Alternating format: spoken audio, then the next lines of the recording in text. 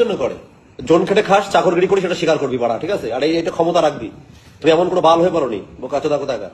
Indian আর্মিরা আছে বলে সকল ইন্ডিয়ার জনগণরা শান্তিতে ঘুমাচ্ছে, আর তুমি বলো কি না ইন্ডিয়ান আর্মিরা জোন খেটে খায়। আরে জোন খেটে খাবে কি, তাদেরও তো ঘর আছে, সংসার আছে, তাদেরও তো বাচ্চা আছে, বাবা মা আছে, তাদেরকে কে খাওয়াবে? যার সংসার চলে না সে যায়। আজকে আমার বাপ আমার সন্তানরা যাবে? আমার যদি ইনকাম করার ক্ষমতা থাকে আমার সন্তান নিশ্চয়ই যাবে না ওইসব জায়গায়। ইন্ডিয়ান আর্মির মতো ডিউটি করতে গেলে না তোমার মোষের মতন বডি সব কেলিয়ে যাবে। আর ইন্ডিয়ান আর্মিকে তুমি বলো জোন খেটে খায়।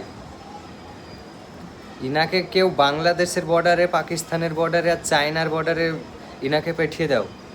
রানিং করবে, রানিং কারা করে? ভিখারি তো তারা রান করে। কত টাকা মাইলাম, কত ইনকাম, কত?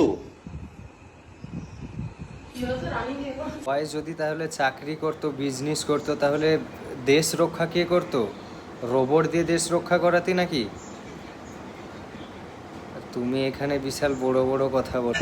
আন্দোলনে বসে পড়ে মাইনা কমে গেল, মাইনা কমে গেল।